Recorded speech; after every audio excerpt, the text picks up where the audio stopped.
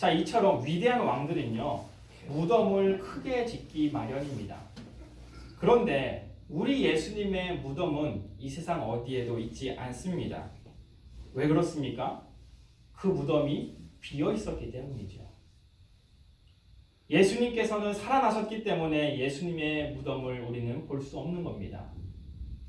예수님께서는 어둠의 권세를 뚫고 부활하셨습니다.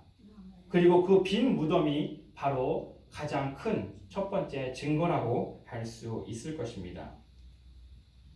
두 번째로 예수님의 부활의 증거 두 번째는 무엇이냐? 사실에 입각한 즉각적인 기록들이라고 할 수 있습니다. 첫 번째는 빈 무덤이라고 말씀드렸죠. 두 번째는 이 즉각적이고 사실에 입각한 기록들이라고 할 수 있습니다. 이 예수님의 빈 무덤과 부활에 대해서 기록하고 있는 성경은요, 마태, 마가, 누가, 요한, 그리고 사도행전 이렇게 들 수 있습니다. 그런데 이 다섯 가지 책은요, 예수님의 부활에 대해서 아주 생생하게 기록을 하고 있습니다. 그런데도 오늘날 많은 사람들은 야, 그거 제자들이 다 가짜로 쓴 거 아니야? 다 거짓말로 날조한 거 아니야? 이렇게 의심하곤 합니다. 자, 그런데 이 성경의 기록이 얼마나 신빙성이 있는지 제가 증거를 세 가지 들어보도록 하겠습니다. 첫 번째로 이 성경의 부활의 기록은요, 다른 여타의 역사적인 기록에 비해서 상당히 즉각적으로 기록된 자료들입니다. 다시 말해 예수님이 죽고 나서 부활하신 이후에 바로 즉각적으로 기록했다라고 이야기할 수 있죠. 어떤 사건이 발생한 이후에 100년, 200년, 300년이 지난 이후에 그것을 기록하면 그만큼 거기에 상상력이 가미될 수밖에 없습니다. 제가 예를 하나 들어볼게요. 어떤 신하가 있었어요. 그런데 이 신하가 남자입니다. 남자 신하가 있었는데 이 신하가 왕을 식칼로 죽였다라고 한번 상상을 해봅시다. 이 사건이 있은 다음에 1년, 2년이 아니고 100년, 200년, 300년, 400년, 500년이 지나가지고 그 아들의 아들이 그 아버지한테 들었던 이야기를 기록했다라고 한번 생각해 보세요. 지금 벌써 몇 대를 지난 겁니까? 5대를 지난 거죠. 그러면 그 아들이 기록했다 보니까 그만큼 그 사건에 대한 기억이 희미할 거 아니에요. 그러니까 거기에 상상력이 가미될 수밖에 없습니다. 그래서 사실은 남자인 신하가 식칼로 왕을 죽였는데 그 아들이 기록한 그 기록에 보니까 그 신하가 여자였고 식칼이 아니라 가위로 죽인 걸로 기록이 되어 있다는 거죠. 그만큼 시간이 오래 지나서 기록할수록 그것은 역사적인 신빙성이 떨어질 수밖에 없습니다. 자, 그런데 예수님께서 돌아가시고 부활하신 다음에 이 기록된 기록들은요, 짧게는 몇 달, 길게는 30년에서 60년 안에 다 기록된 기록들이라는 거죠. 이게 지금 잘 감이 안 오시죠? 이게 얼마나 빨리 기록된 건지. 여러분, 그리스의 위대한 왕 알렉산더 왕 아시죠? 그 알렉산더 대왕의 왕의 전기를 기록한 게 그가 죽은 다음에 400년이 지나서 그 알렉산더의 전기가 기록이 되었어요. 400년. 그런데 우리는 알렉산더의 전기를 다 그대로 믿고 있죠. 그것은 400년이 지나서 지어진 기록이라는 거예요. 우리가 잘 알고 있는 공자도 있죠. 공자의 일대기도 무려 400년이 지나서 그의 제자들에 의해 그의 전기가 기록되었습니다. 자, 알렉산더의 그 역사적인 기록에 비해서 예수님의 부활의 사건은 불과 길게는 30년에서 60년 안에 기록된 기록들입니다. 그러니까 이 예수님의 부활의 그 기록은 여타 다른 역사적인 기록에 비해서 훨씬 더 신빙성이 높다라고 이야기할 수 있겠죠. 그만큼 빨리 지어졌으니까. 심지어 예수님께서 부활하신 다음에 30년에서 60년이었으면요. 그때 예수님을 목격했던 사람들이 다 살고 있었을 시기예요. 그러니까 만약에 예수님의 제자들이 거짓말로 성경을 기록했다라고 한다면 그 당시에 예수님 목격했던 많은 사람들이 야 이거 거짓말이잖아 라고 지적을 했을 거예요. 하지만 그 예수님께서 부활하신 사건을 그들이 다 기록했기 때문에 거짓없이 기록했기 때문에 그것이 오늘날까지 빠르게 보존될 수 있었다라고 하는 거죠. 이 역사적으로 아주 빠르게 기록된 것, 그 당시의 기준으로 따르면 이거는 거의 뉴스 특보인 거예요. 특보. 자, 두 번째로 이 역사적인 부활의 증거가 신빙성이 있는 이유는 뭐냐면요. 저자마다 조금씩 그 내용이 다르다는 거예요. 예수님의 부활을 기록한 복음서가 마태, 마가, 누가, 요한, 사도행전이라고 말씀드렸는데 어떤 책에서는요. 돌문이 이미 열려 있었다라고 기록되어 있고 어떤 책에서는 여인들이 도착하니까 그때 천사가 내려와서 돌문을 굴렸다라고 기록되어 있어요. 또 어떤 책에는요. 천사가 돌문 위에 앉아 있었다라고 이야기하는 반면에 어떤 책에서는 천사가 무덤 안에 있었다 이렇게 기록하기도 합니다.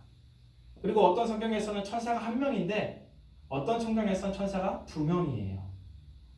자, 왜 이렇게 성경마다 내용이 조금씩 다를까요? 그것은 그들이 거짓말로 입을 모아서 날조하지 않았다라는 증거죠. 만약에 그들이 거짓말로 이것을 기록하려고 했다면 그것을 다 합의를 거쳐서 하나의 거짓말로 통일시켰을 거예요. 하지만 그들이 각자 들은 대로, 각자 본 대로 적었기 때문에 그것은 조금씩 차이가 있지만 예수님이 부활하셨고 그 무덤이 비어 있었으며 예수님께서 그 제자들에게 보이셨다고 하는 사실은 모든 책이 공통적으로 이야기하고 있는 겁니다. 그렇기 때문에 이 성경의 기록들이 거짓말이 아니다라고 하는 하나의 증거가 될 수 있죠. 또 하나 이 성경의 기록이 아주 신빙성이 있는 또 하나의 이유는 뭐냐면요. 예수님의 부활의 그 빈 무덤을 처음 목격한 사람들이 누구였어요? 여자들이었어요. 여인들. 오늘날은요. 이 여성의 인권이 아주 상장돼가지고 남자보다 여자의 목소리가 더 큰 경우가 많은 세상 속에서 우리가 살아가고 있어요. 많은 남편들이 아내한테 꼼짝없이 잡혀 사는 경우들도 많이 있죠.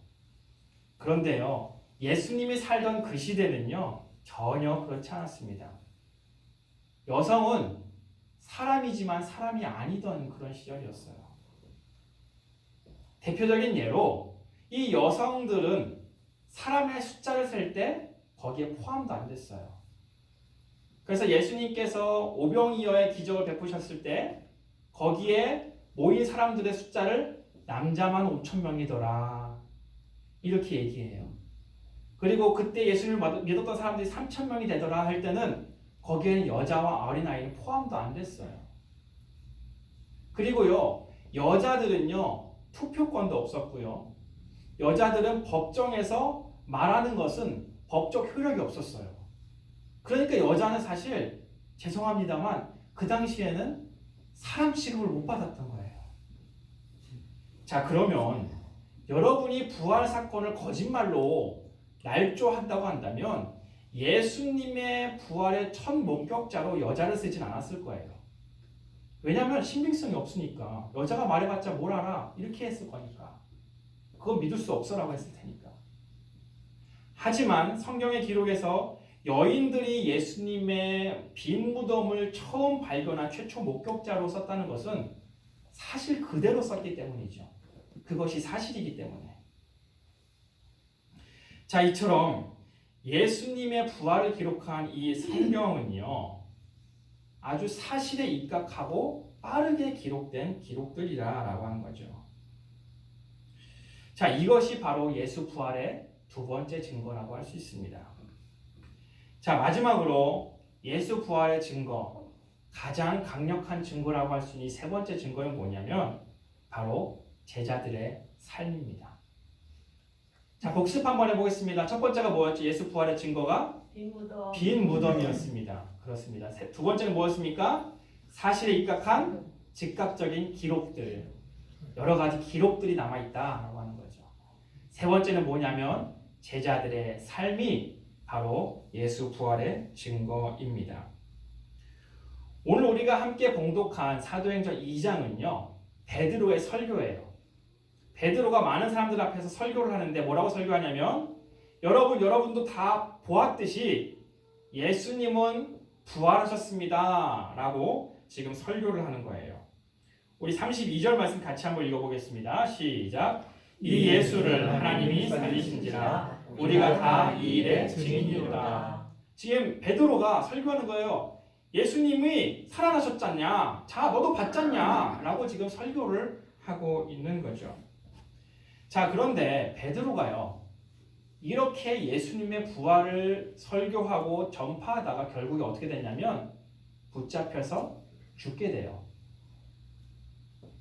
그리고 우리가 잘 아는 사도 바울도요. 예수님의 십자가와 부활을 전파하다가 로마에 끌려가서 죽임을 당하게 되죠. 한두 명이 죽은 게 아니라요. 예수님의 12명의 제자 중에 무려 11명이 예수님의 부활을 전하다가 순교를 당합니다. 만약 예수님의 부활이 거짓이라면 왜 이들은 죽음을 감수하면서까지 예수님의 그 거짓된 부활을 전하려고 했을까요?